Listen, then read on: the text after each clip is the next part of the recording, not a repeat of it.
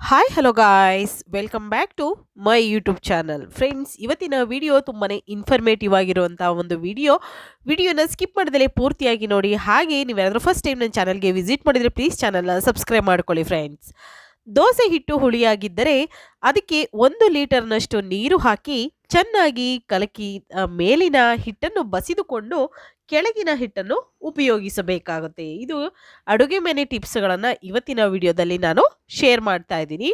ಮಸಾಲೆ ದೋಸೆ ಮಾಡುವಾಗ ಸ್ವಲ್ಪ ಕಡಲೆಬೇಳೆ ಅಥವಾ ತೊಗರಿಬೇಳೆ ಹಿಟ್ಟನ್ನು ಸೇರಿಸಿ ರುಬ್ಬುವುದರಿಂದ ದೋಸೆಯ ಬಣ್ಣ ಚೆನ್ನಾಗಿ ಬರುತ್ತದೆ.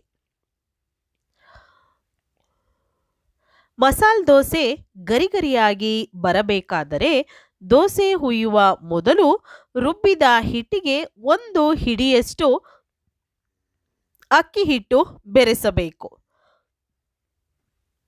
ದೋಸೆಗೆ ಅಕ್ಕಿ ರುಬ್ಬುವಾಗ ಜೊತೆಗೆ ಸ್ವಲ್ಪ ಹೆಸರು ಬೇಳೆಯನ್ನು ಸೇರಿಸಿದರೆ ದೋಸೆ ಮೃದುವಾಗುತ್ತದೆ.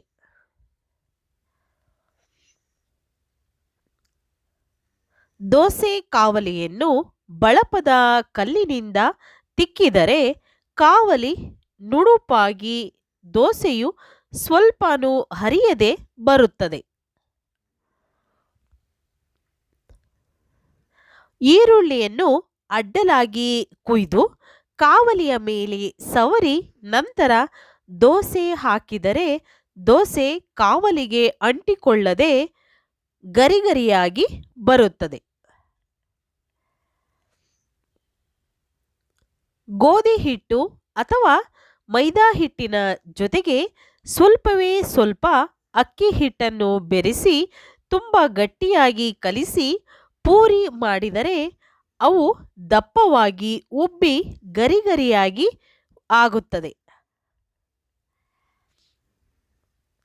ಪೂರಿಯ ಹಿಟ್ಟನ್ನು ಕಲಿಸುವಾಗ ಅದಕ್ಕೆ ಸ್ವಲ್ಪ ಕಾಯಿಸಿದ ಎಣ್ಣೆಯನ್ನು ಹಾಕಿ ಕಲಿಸಿದರೆ ಪೂರಿ ಹೆಚ್ಚು ಗರಿಗರಿಯಾಗಿ ಇರುವುದರ ಜೊತೆಗೆ ರುಚಿಯೂ ಕೂಡ ಹೆಚ್ಚಾಗುತ್ತದೆ.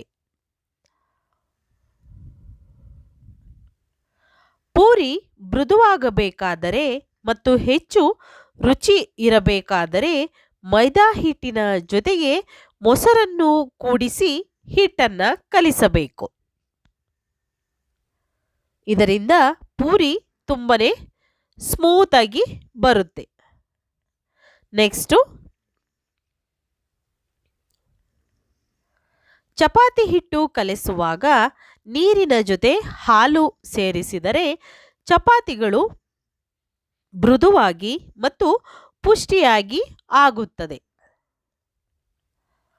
ಬೆಂದ ರೊಟ್ಟಿಗಳನ್ನು ಮೃದುವಾಗಿಸಬೇಕಾದರೆ ಅವುಗಳನ್ನು ಹತ್ತಿ ಬಟ್ಟೆಯಿಂದ ಸುತ್ತಿ ಡಬ್ಬಿಯಲ್ಲಿ ಇಡಬೇಕು.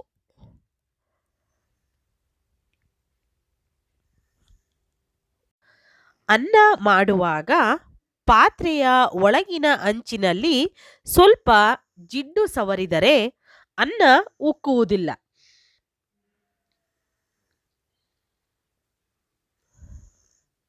ಅಕ್ಕಿ ಬೆಂದಾಗ ಅನ್ನ 3ರಷ್ಟು ಆಗುತ್ತದೆ ಎಂಬುದನ್ನು ನೆನಪಿಟ್ಟುಕೊಂಡು ಅದಕ್ಕೆ ಸರಿಯಾಗುವಂತಹ ಪಾತ್ರೆಯಲ್ಲಿ ಅನ್ನ ಮಾಡಬೇಕು.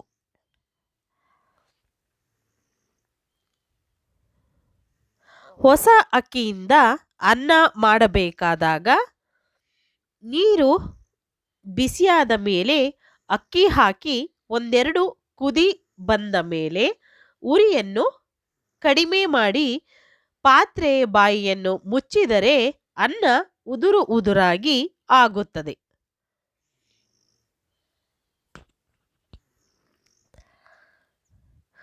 ಅಲ್ಯೂಮಿನಿಯಂ ಪಾತ್ರೆಯಲ್ಲಿ ಅನ್ನ ಮಾಡುವಾಗ 1-2 ಹನಿ ವಿನೆಗರ್ ಹಾಕಿದರೆ ಪಾತ್ರೆ ಕಪ್ಪಾಗುವುದಿಲ್ಲ.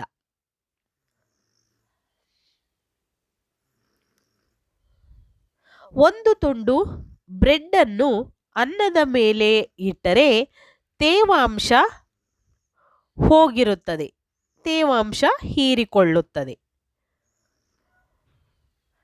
ಟೀ ಸೊಪ್ಪಿನೊಂದಿಗೆ ಚಿಟಿಕೆ ಉಪ್ಪು, ಚಿಟಿಕೆ ದಾಲ್ಚಿನ್ನಿ ಮತ್ತು ಚಿಟಿಕೆ ಏಲಕ್ಕಿ ಸೇರಿಸಿ ಟೀ ಮಾಡಿದರೆ ಒಳ್ಳೆಯ ಸುವಾಸನೆ ಬರುವುದು. ರುಚಿಯೂ ಕೂಡ ಹೆಚ್ಚಾಗುವುದು. ಕಾಫಿ ಮಾಡಿದ ಪಾತ್ರೆಯಲ್ಲಿ ಟೀ ಮಾಡಿದರೆ ಬಹಳ ರುಚಿಕರವಾಗಿರುತ್ತದೆ.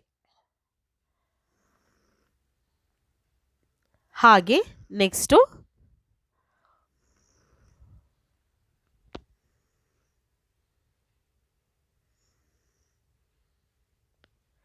ಒಂದು ಪಾತ್ರೆಯಲ್ಲಿ ತಣ್ಣೀರು ಮತ್ತು ಟೀ ಸೊಪ್ಪು ಹಾಕಿ ಮುಚ್ಚಿ ಬಿಸಿಲಿನಲ್ಲಿ ಹಲವಾರು ಗಂಟೆಗಳ ಕಾಲ ಇಟ್ಟರೆ ಸೊಗಸಾದ ಕೋಲ್ಡ್ ಟೀ ತಯಾರಾಗುತ್ತದೆ. ಪ್ರೆಷರ್ ಕುಕ್ಕರಲ್ಲಿ ಇಡ್ಲಿಗಳನ್ನು ಬೇಯಿಸುವಾಗ ಒಂದು ಬಟ್ಟಲನ್ನು ಬೋರಲು ಹಾಕುವುದರಿಂದ ಇಡ್ಲಿಗಳು ಮೆತ್ತಗೆ ಹಾಗೂ ಇಡ್ಲಿ ಪಾತ್ರೆಯಲ್ಲಿ ಮಾಡಿದಂತೆ ಉಬ್ಬುತ್ತದೆ. ಇಡ್ಲಿಯನ್ನು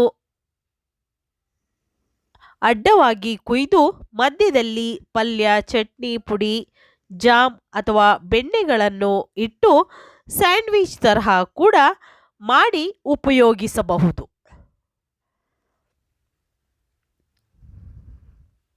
ದೋಸೆ ಮಾಡುವಾಗ ಉದ್ದಿನಬೇಳೆ ಬದಲಾಗಿ ಕಡಲೆಪುರಿಯನ್ನು ಕೂಡ ಉಪಯೋಗಿಸಬಹುದು.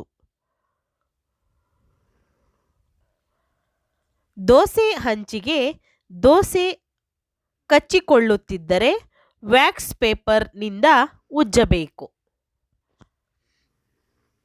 ತಣ್ಣಗಿರುವ ಅನ್ನವನ್ನು ಬಿಸಿ ಮಾಡಲು ಕುದಿಯುವ ನೀರಿನ ದೊಡ್ಡ ಪಾತ್ರೆಯಲ್ಲಿ ಅಥವಾ ಚಿಕ್ಕ ಪಾತ್ರೆಯನ್ನು ಇಟ್ಟು ಅನ್ನ ಬಿಸಿಯಾಗುವವರೆಗೂ ಸೌಟಿನಿಂದ ಅನ್ನವನ್ನು ಮಗುಚುತ್ತಿರಬೇಕು. ಗೋಡಂಬಿ ಮತ್ತು ಬಾದಾಮಿಯನ್ನು ಮಿಕ್ಸರ್ನಲ್ಲಿ ಪುಡಿ ಮಾಡುವಾಗ ಸ್ವಲ್ಪ ಸಕ್ಕರೆ ಸೇರಿಸಿದರೆ ನುಣ್ಣಗೆ ಪುಡಿ ಆಗುತ್ತದೆ. ವೀಕ್ಷಕರೇ, ಇವತ್ತಿನ ವಿಡಿಯೋ ನಿಮಗೆಲ್ಲರಿಗೂ ಕೂಡ ಇಷ್ಟ ಆಗಿದೆ ಅಂತ ನಾನು ಭಾವಿಸ್ತೀನಿ. ಇಷ್ಟ ಆಗಿದ್ರೆ ಖಂಡಿತವಾಗ್ಲೂ ನನ್ನ ಚಾನಲ್ನ ಸಬ್ಸ್ಕ್ರೈಬ್ ಮಾಡ್ಕೊಳ್ಳಿ. ಹಾಗೆ ಲೈಕ್ ಮಾಡಿ ಮತ್ತು ಹೆಚ್ಚೆಚ್ಚು ಶೇರ್ ಮಾಡೋದಂತೂ ಮರಿಬೇಡಿ. ಹಾಗೆ ಈ ವಿಡಿಯೋದ ಬಗ್ಗೆ ಯಾವುದೇ ಅಭಿಪ್ರಾಯಗಳು ಇದ್ರೂ ತಪ್ಪದೆ ಕಾಮೆಂಟ್ ಸೆಕ್ಷನಲ್ಲಿ ತಿಳಿಸಿ.